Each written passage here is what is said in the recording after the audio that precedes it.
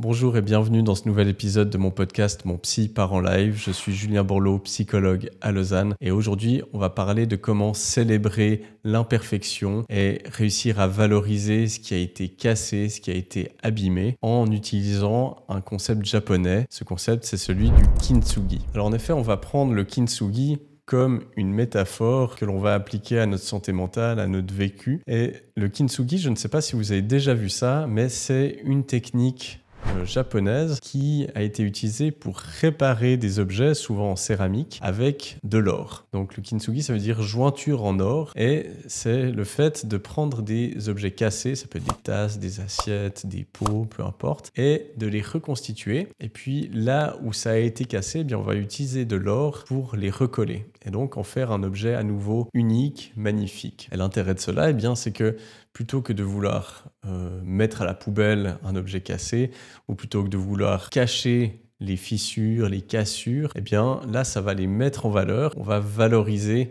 ces fissures dans l'objet. Alors le kintsugi il a été inventé au Japon au XVe siècle par le shogun Ashikaga Yoshimasa qui avait demandé de réparer une tasse de thé. Et il avait été déçu par la réparation de cette tasse et c'est lui qui est venu avec cette idée de valoriser finalement les brisures en utilisant le kintsugi. Et puis alors, je ne suis pas un expert en philosophie japonaise, mais le kintsugi, il s'inscrit dans la pensée du wabi-sabi, qui est une philosophie japonaise qui valorise la beauté de l'imperfection et du côté éphémère des choses. Alors, des exemples d'application du kintsugi, eh bien évidemment, il y en a dans l'art, c'est là où on le voit le plus, justement, quand on répare des objets qui ont été brisés en les reconstituant avec de la poudre d'or, mais on peut l'utiliser comme une métaphore de la résilience, notamment dans nos relations, par exemple, ou une relation où il y a eu une cassure, une brisure, des grosses disputes, eh bien, on peut, plutôt que d'en faire un tabou, on peut quelque part célébrer ça, et puis arriver à célébrer le fait que malgré cette cassure, on arrive à se reformer, à se recoller en apprenant finalement de ces disputes, de ces différends, plutôt que cette cassure soit quelque chose qui nous sépare à jamais. Pareil, dans la vie quotidienne, que ce soit dans notre parcours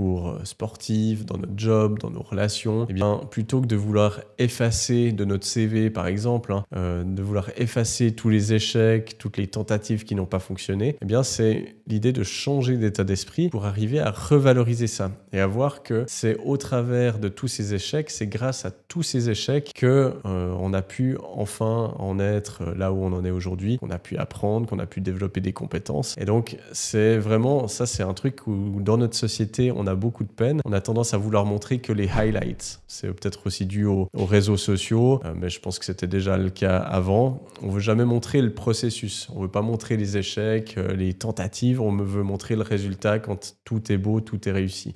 D'appliquer cette mentalité du kintsugi, c'est réussir à valoriser ce qui a pas fonctionné et montrer que c'est ça qui rend la chose belle à la fin. Alors pourquoi le kintsugi, ça résonne en nous ? Eh bien, premièrement, parce que c'est une métaphore de la résilience et que toutes les choses qui ont été difficiles dans notre vie, les épreuves, toutes les épreuves douloureuses qu'on a traversées, eh bien, c'est quelque chose qui nous a renforcés, qui nous a appris, qui nous a permis de nous développer. Et ça, même notre corps, quelque part, fonctionne comme ça. Un os qui a été cassé va devenir plus solide. Ça, on le sait dans les arts martiaux, on fait du renforcement. Moi, je fais du karaté, on fait du renforcement sur les poings ou sur les tibias parce que, à force d'avoir certains chocs, l'os va se recalcifier et il va devenir plus dur, plus fort. Le kintsugi, c'est aussi un antidote à la perfection. Justement, dans une société qui a tendance à valoriser uniquement ce qui fonctionne, les succès, la perfection, eh bien, d'arriver à mettre le focus sur les choses qui sont imparfaites et montrer que dans cette imperfection, eh bien, il y a des belles choses, eh bien, c'est super important. Et ça, on peut l'appliquer aussi à nous-mêmes,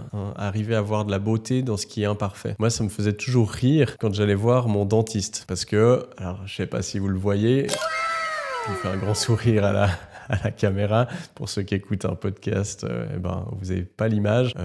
J'ai des dents voilà, qui sont un peu écartées. J'ai 5 canines parce que j'ai une dent de lait qui est jamais tombée. J'ai une dent, c'est une fausse parce que elle s'est cassée. Enfin bref, j'ai un sourire particulier. Et à chaque fois que j'allais voir chez mon dentiste, il voulait chaque fois me combler certains trous. Il me disait « Ah, mais tu veux pas mettre juste une petite facette, là, ça ferait plus joli ?» Et moi, je refusais parce que, j'avais pas envie de payer pour ça. Et 2, je voyais pas où était le problème, en fait. Pour moi, mes dents qui sont dans un ordre particulier. En fait, ça ne me touche pas, je m'en fiche, ça me fait rire à la limite. Et moi, j'ai aucun souci avec ça. Et c'est marrant parce que sur les réseaux sociaux, qui est malheureusement parfois un endroit où les gens ne sont pas très bienveillants, eh bien, j'ai régulièrement des gens qui viennent commenter en critiquant justement mes dents. Alors moi, ça me fait toujours beaucoup rire parce que comme je l'ai dit dans plein de podcasts, des gens qui vont mettre ce genre de commentaires, ça parle plus d'eux, de leur manque de confiance que de moi. Mais ça, c'est une manière aussi d'appliquer quelque part le kintsugi, c'est valoriser finalement le vécu.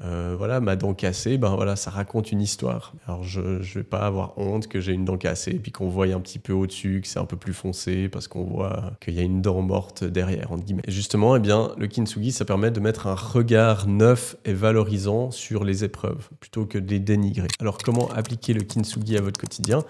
C'est justement en reconnaissant vos épreuves, vos échecs, vos imperfections. Déjà, de voir votre parcours, de le voir en entier, de ne pas chercher à voir que ce qui a fonctionné. Ensuite, c'est justement de se demander comment est-ce que de ces cassures, est-ce que je peux en faire une force ? Comment je peux le valoriser ? Je sais pas, peut-être que moi j'ai une maladie chronique, c'est quelque chose qui a été très dur dans un moment de ma vie. Maintenant, peut-être ça m'a aidé à me tourner vers d'autres choses, à faire une formation dans la nutrition, à m'informer, et ça me permet maintenant d'aider d'autres personnes. Puis quand il y a des personnes qui viennent me voir qui ont la même maladie, on peut en parler. Je peux les aider aussi peut-être avec certaines choses qui, moi, m'ont aidé. Donc, j'ai fait de quelque chose dont certaines personnes ont honte. Il y a des gens qui ont honte d'avoir une maladie.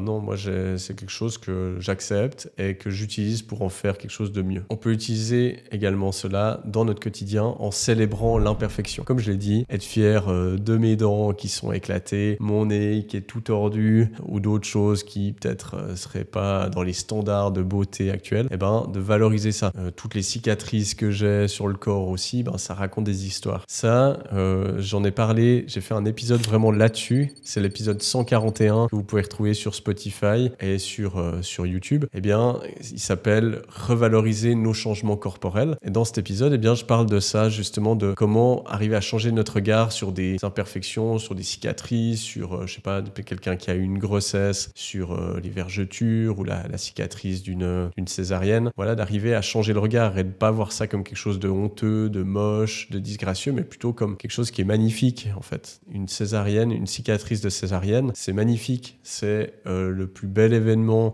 pour cette personne, c'est la naissance de son enfant. Cette cicatrice, elle raconte cette histoire. Donc, il faut en être fier. Alors, je dis pas que c'est facile, l'image corporelle, c'est tout un travail, mais si c'est quelque chose qui vous parle, je vous encourage à aller écouter ensuite l'épisode 141. Et puis, finalement, c'est de faire preuve de gratitude envers nos épreuves, nos difficultés, nos cassures, parce que c'est à travers ça qu'on apprend le plus, qu'on se développe le plus, et qu'il n'y a pas d'apprentissage sans erreur. Donc valoriser ça, c'est vraiment super important. Et du coup, si on applique ça, ça va changer notre état d'esprit, parce qu'on va faire la paix avec l'échec, on va faire la paix avec nous, également être plus empathique, plus bienveillant envers nous-mêmes. Et ça permet de libérer un énorme poids de nos épaules, que ça soit au niveau professionnel, sportif, relationnel, etc. On va s'enlever beaucoup de pression. Et donc, le mot de la fin, c'est que le kintsugi, c'est nous rappeler que nos épreuves, elles ne nous définissent pas, elles permettent de nous renforcer, de nous apprendre des choses, et ça nous permet de sublimer ces épreuves. Donc, je vous remercie pour votre attention. Si vous avez apprécié cet épisode, laissez une évaluation sur Apple Podcast, Spotify. Ça m'aide énormément à développer ce podcast. J'ai reçu en fin d'année 2024 le classement et j'étais dans les